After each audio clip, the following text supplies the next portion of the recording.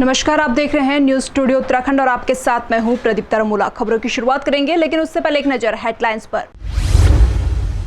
मुख्यमंत्री पुष्कर सिंह धामी बोले, उत्तराखंड आध्यात्मिक और सांस्कृतिक केंद्र, इसलिए यूनिफॉर्म सिविल कोड जरूरी। प्रदेश में सहायक अध्यापक और एलटी के रिक्त पदों पर 1 माह में होगी भर्ती। 1000 स्कूलों में शुरू होगी स्मार्ट क्लास। पूर्व कैबिनेट मंत्री हरक सिंह रावत पर कसा शिकंजा, एसआईटी करेगी कर्मकार बोर्ड में हुए घोटाले की जांच।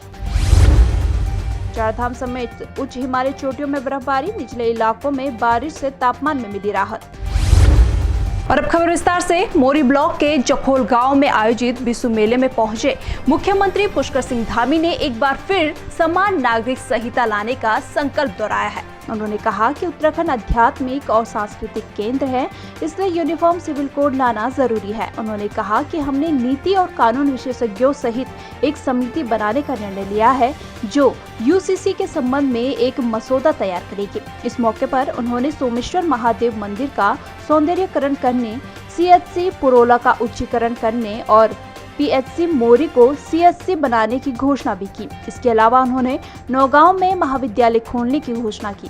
शिक्षा मंत्री धन सिंह रावत ने बेसिक के सहायक अध्यापकों के 2658 और एलटी के 550 पदों को 1 महीने के भीतर भरने के निर्देश दिए हैं। उन्होंने कहा कि विभाग में शिक्षकों एवं अधिकारियों के 100% पदों को भरा जाएगा। शिक्षा मंत्री ने कहा कि प्रदेश में स्कूल छोड़ने वाले बच्चों की अच्छी खासी संख्या है। इन बच्चों के लिए सेल गठित करने के साथ ही मोबाइल स्कूल शुरू किए जाएंगे। इसके अलावा 1000 स्कूलों में स्मार्ट क्लास बनेगी, जबकि 500 स्कूलों में व्यावसायिक पाठ्यक्रम शुरू किया जाएगा।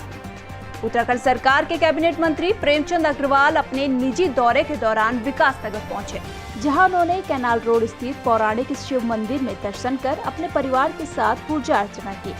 इससे पूर्व कैबिनेट मंत्री प्रेमचंद अग्रवाल ने हिमाचल प्रदेश के पांवटा साहिब में अपनी कुल देवी के दर्शन भी किए। वहीं विकासनगर पहुंचने पर भारतीय जनता पार्टी पदाधिकारियों और क्षेत्रीय विधायक मुन्ना सिंह चौहान, साथ ही जनप्रतिनिधियों ने उनका भव्य स्वागत किया। वहीं जब उनसे लोहारी प्रकरण पर सवाल किया गया तो उन्होंने कहा कि प्रदेश सरकार हर पहलू और ग्रामीणों की मांग पर गौर कर रही है। इसकी जानकारी मुझे बहुत ज़्यादा तो नहीं है, लेकिन मुझे ये पता चला है कि जिस प्रकार से लोहारी गांव जलमग्न हुआ है और उनको जिस प्रकार से एक तरह से जल समाधि कहेंगे दी गई है, लेकिन अभी एक विकास की एक गाथा बहुत पहले से लिखी जा रही थी और उसी आधार पे उनका मैं तो योगदान ही कहूँगा। और जिस प्रकार से उन्होंने योगदान में उनका भी धन्यवाद कर रहा हूँ, क्योंकि अनेकों बार चाहे वो टिहरी में बांध की बात आई हो, अन्य जितने भी हमारे प्रोजेक्ट्स लगे हैं उसमें हमारे लोग हमेशा योगदान देते रहे हैं। भाजपा नेता जगजीवन राम की आत्मदाह की चेतावनी के बाद पुलिस द्वारा गिरफ्तार करने पर भाजपा नेता के परिजनों ने धरने और जेल भरो आंदोलन की चेतावनी दी थी, जिसके बाद भाजपा नेता जगजीवन राम के परिजन ज्वाइंट मजिस्ट्रेट के आवास पर पहुंचे, जहां ज्वाइंट मजिस्ट्रेट ने बैठक कर उचित कार्रवाई का आश्वासन दिया। वहीं ज्वाइंट मजिस्ट्रेट के आश्वासन के बाद भाजपा नेता के परिजनों व जेल से रिहा हुए भाजपा नेता जगजीवन राम ने कहा कि अगर जल्द कोई ठोस कार्रवाई नहीं की गई तो आने वाले समय में बड़ा आंदोलन किया जाएगा। नेक्स्ट देखिए, मेरा जो चकबंदी से संबंधित भ्रष्टाचार को लेकर एक आंदोलन चल रहा है, जिसमें गरीब लोगों की संपत्तियों को हड़पने का काम चकबंदी अधिकारी कर्मचारीगणों द्वारा किया गया है, उसको लेकर मेरी लड़ाई है। मैं चाहता हूं कि जो गरीब लोगों की संपत्तियां हड़प की गई हैं उनको वापस मिले और उनको न्याय मिले। आश्वासन इन्होंने जो हमें दिया है, एक तो मंडे को इन्होंने कहा कि 11 बजे हमारी मीटिंग है, जिसमें सारे पेपर इन्होंने मांगे हैं वो हम दाखिल करेंगे उसमें। और जगजीवन राम को रिहा करने के लिए इन्होंने भी 2 घंटे के लिए बोला है। और दूसरा ये है कि 2 मई लास्ट इन्होंने वो दिया है इंटीमेट के 2 मई तक हम इसको जांच को पूरी कर दें। उसमें एक्चुअली प्रकरण ये था कि चकबंदी की जांच चल रही थी, क्योंकि इलेक्शंस आ गए थे, कोविड का भी प्रकोप काफ़ी भारी रहा था, तो चकबंदी की जांच में थोड़ा डिले हो गया था। तो जगजीवन राम जी ने 14 तारीख को एक लेटर लिखा था कि वो आपका आत्मदाह की कोशिश करेंगे, तो प्रोटेक्टिव कस्टडी में उन्हें लिया गया था। खैर उसी लिए लोग आए थे यहाँ, उनके परिवारजन भी थे। उन्होंने बताया कि वो इतने हताश इसलिए हुए हैं कि इस जांच में इतना लंबा टाइम लगा। खबर गदरपुर से है, जहां एक युवती का विवाह बड़े ही धूमधाम से किया जा रहा था, लेकिन मंडप पर पहुंचते ही युवक की पहली पत्नी ने पुलिस की मदद से रिबन काटने से पहले ही शादी को रुकवा दिया और भरी महफिल में युवक की चप्पल से जमकर धुनाई कर दी।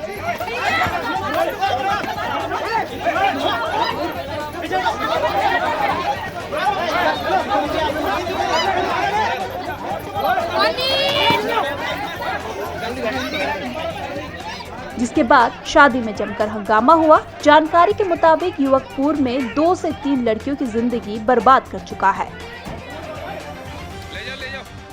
गदरपुर में हमने जासूस लगाए थे हमने 1 महीने पहले से लग रहे हैं और इसकी हरकतों को देख के हमें पता चला कि ये इस तरीके से ड्रामा हो रहे हैं, तो जासूस लगाए थे। उनकी खबर से हमें पता चला कि ये यहाँ शादी कर रहा है, तो हम रात के चले हुए अब सुबह तक पहुँचे हैं। फिर हमने पता किया है। क्या है पूरा मामला? सर मामला ये है, मेरी बहन की शादी 27 अप्रैल 2021 को हुई थी। 1 साल भी पूरा नहीं हुआ है सर, और जिसको लेवाने नहीं आता था 4 लाख रुपए मांगता था, कभी गाड़ी मांगता था। उसके बाद में 10 दिन के बाद में डिमांड स्टार्ट हो गई सर इसकी। उसके बाद में सर ये अभी तक लेवाने नहीं आया। 2 बार जा चुकी लड़की से घर पे, उसको तीसरी बार लेवाने नहीं आया। विकासनगर में महावीर जयंती के अवसर पर श्रद्धालुओं ने नगर में भव्य शोभा यात्रा निकाली।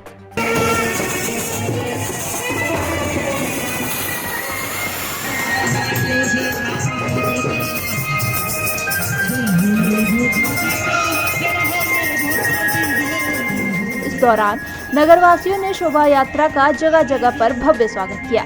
साथ ही शोभा यात्रा की मनमोहक सुंदर धार्मिक झांकियों ने नगरवासियों का मन मोह लिया। वहीं भक्तजन महिलाएं डांडिया नृत्य करती भी नजर आई।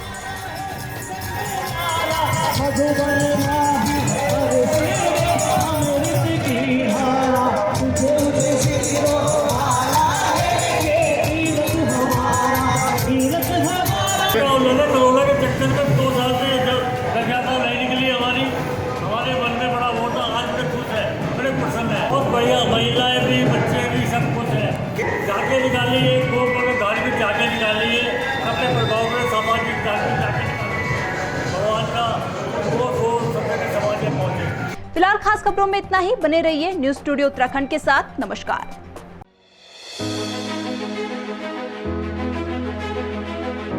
उत्तराखंड के मुद्दे रोजगार से कामगार तक, पर्यटन से पर्वतों तक, सत्ता के गलियारों से हर गांव की गलियों तक, कर्णधारों की कलम से आम आदमी के हितों तक। और भी होगा बहुत कुछ देवभूमि से जुड़ा, देवभूमि के बारे में, देवभूमि के वासियों के साथ। सिर्फ न्यूज स्टूडियो उत्तराखंड पर, खबर उत्तराखंड की।